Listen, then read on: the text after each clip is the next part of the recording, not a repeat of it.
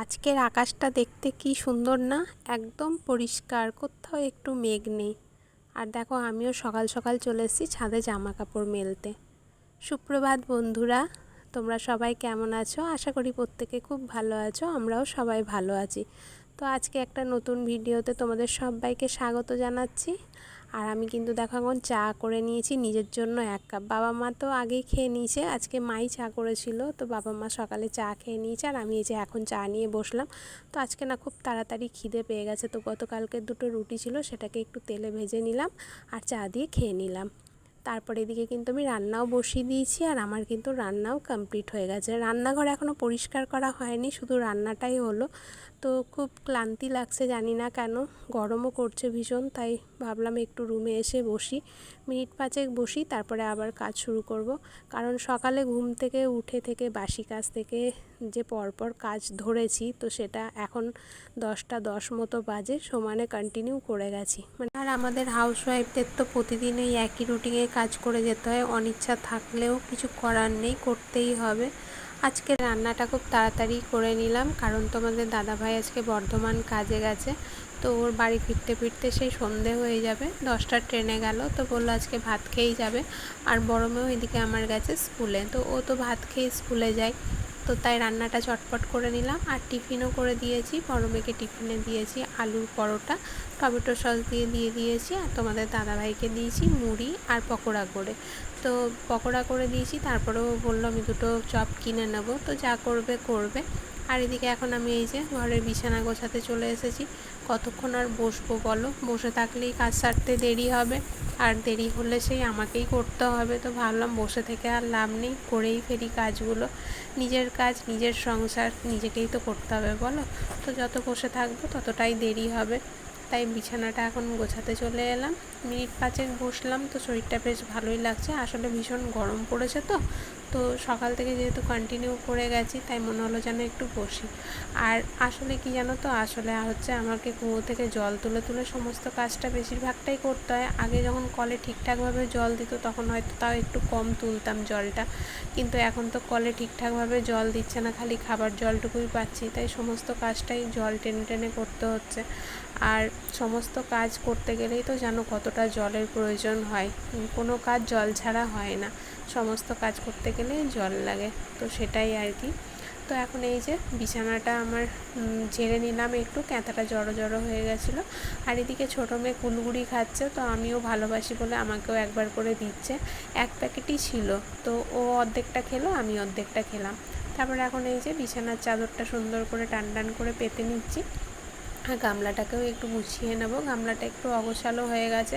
ছোটো মেয়ের না প্রচুর জামা, মানে জামা রাখার জায়গা নেই, এত ওর জামা জানো তো, কি করব আর। তো এই রুমের মধ্যে যে একটা ওয়ার্ড্রপ কিনে ঢোকাবো সেই জায়গাটুকুও নেই, মানে কোন জায়গাটায় যে রাখবো ওয়ার্ড্রপটা, আমার খুবই ইচ্ছে একটা ওয়ার্ড্রপ কেনা, কিন্তু রাখার সমস্যা বলেই কিনতে পারছি না। আর এই জামাটা ছোটো মেয়েকে স্নান করিয়ে পরাবো, তাই ভাবলাম গামলার ওপরটাতেই রাখি। তো দেখো গামলাটাকেও পরিপাটি করে গুছিয়ে নিলাম। আর তাকটা একটু অগোছালো হয়ে আছে, তো তাকটাকেও এখন একটু গুছিয়ে নেব। আর ছোটো মেয়ে গ্রিন মটর খাবে বলেছিল, সেই সবুজ মটর ভাজাগুলো, তো তোমাদের দাদাভাই কালকে সবুজ মটর ভাজাটা নিয়ে এসছে, তো ওটাকে ঢেলে নিলাম। তারপরে আজকে আবার বর্ধমান গেছে, তো বলেছে বাবা গুড় বাদাম আর গুড় গাঠিয়া এনো, তোর বাবা বলেছে ঠিক আছে নিয়ে আসবো। তো এই আর কি, মানে মেয়েদের আবদার বাবা না মিটিয়ে পারে, বাবা মা মানেই তো তাই বলো, ছেলে মেয়েদের ভালো মন্দ দেখার দায়িত্ব বাবা মায়েরই থাকে। তো ছেলে কিছু খেতে চাইলে বা কিছু মুখ ফুটে চাইলে সেটা না করা যায় না। তো যাই হোক, এদিকে দেখো আমার ঘর গোছানো কমপ্লিট। আর ছোটো মেয়ে এই যে দোলনাটা পেয়ে যে কি খুশি কি খুশি কি বলবো।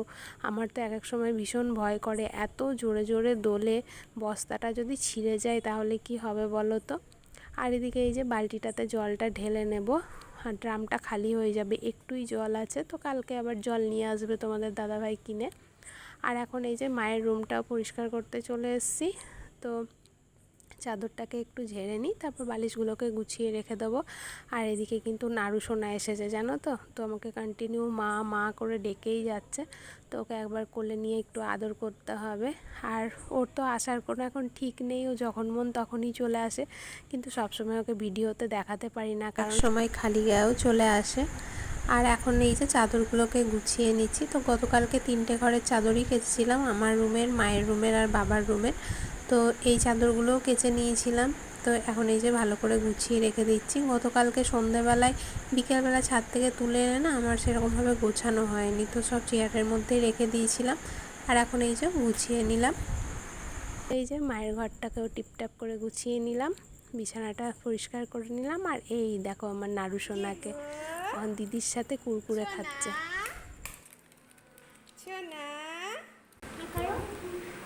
ঝাল লাগছে না?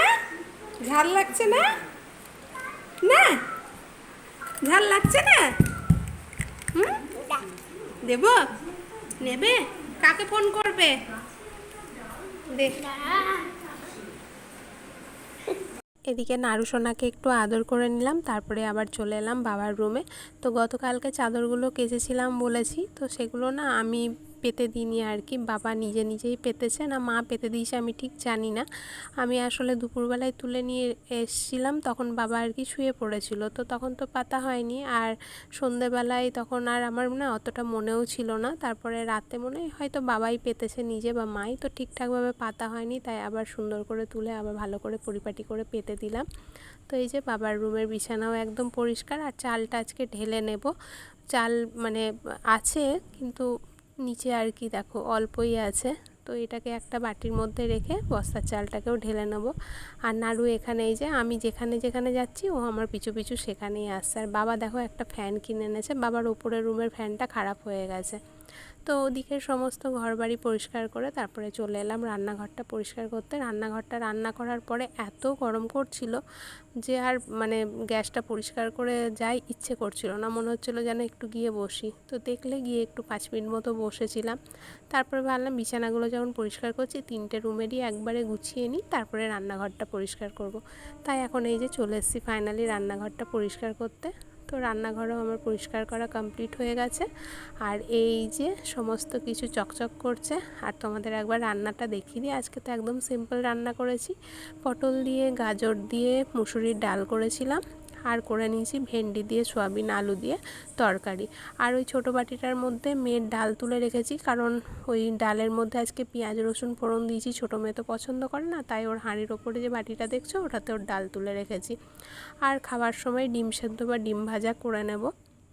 তো এই যে নিচেটাও পরিষ্কার করে আর কি ধুয়ে নিয়েছি। তো আর এদিকে কোটোগুলোকেও মুছে নিয়েছি।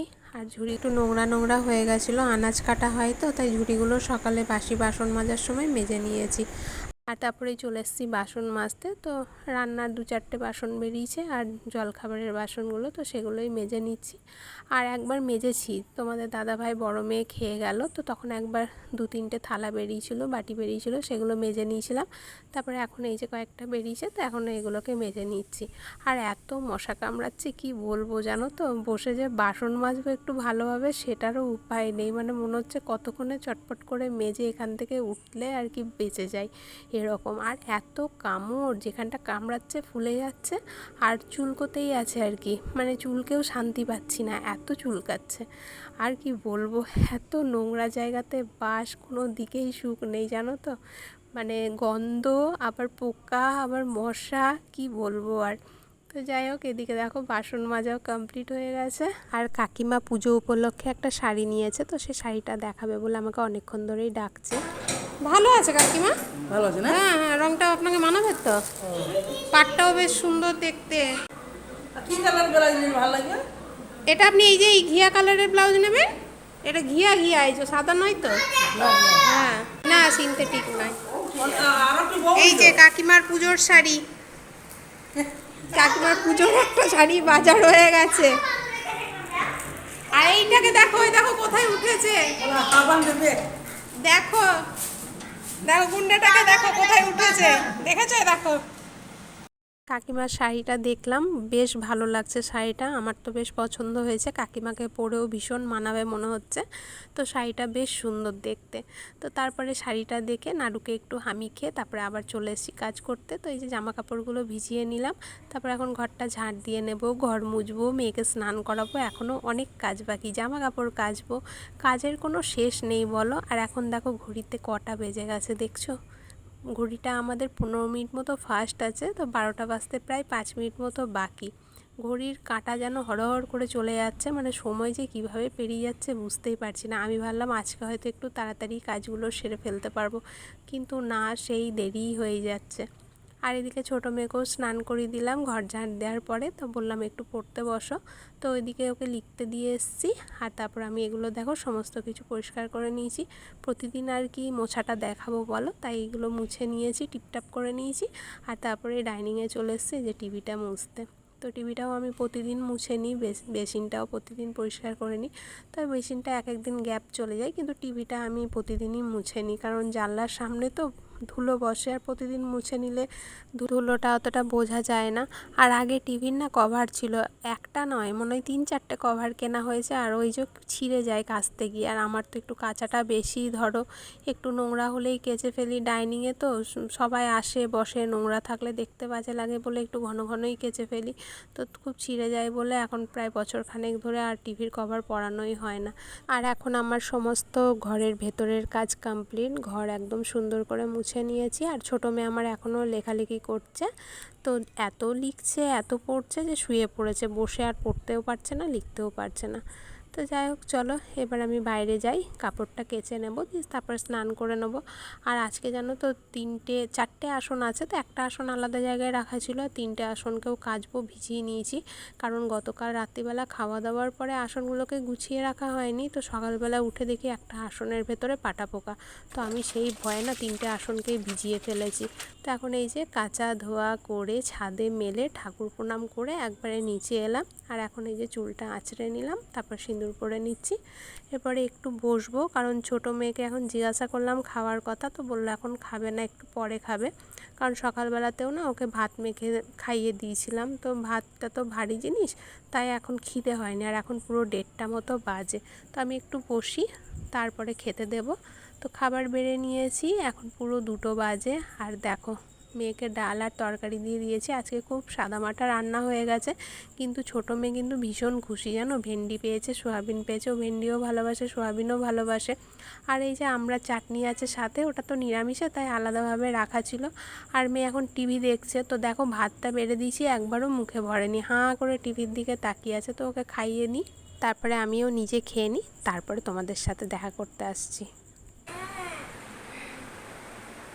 ফোন দেখবে বলে এরকম করছে, একবার একটু দেখতে দিতে হবে, 10 মিনিট মতো দেখুক, তারপরে ঘুম পাড়িয়ে দেবো।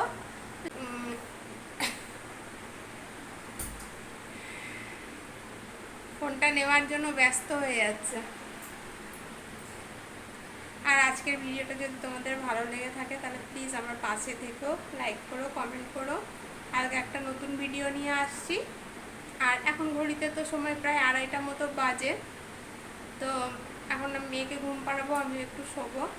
আর তোমাদের দাদাভাই এক্ষুনি ফোন করেছিল, তো বললো 3:35-এ ট্রেন, বাড়ি আসতে আসতে 6টা বেজে যাবে, 2 ঘন্টা তো লাগবে আসানসোল স্টেশন আসতে। তারপর ওখান থেকে গাড়ি বার করবে, এখানে আসবে আরও 15-20 মিনিট, ওই 6টার কাছাকাছি। আর বড় মেয়েও স্কুল গেছে, তো আসবে। আজকে ঘর ফাঁকা, ছোটো মেয়ে আর আমি। ঠিক আছে, চলো তাহলে টাটা, সবাই খুব ভালো থেকো, সুস্থ থেকো। কালকে একটা নতুন ভিডিও নিয়ে আসবো, ততক্ষণের জন্য টাটা। চুল, এই দেখো চুল করেছে, দেখো দেখেছো।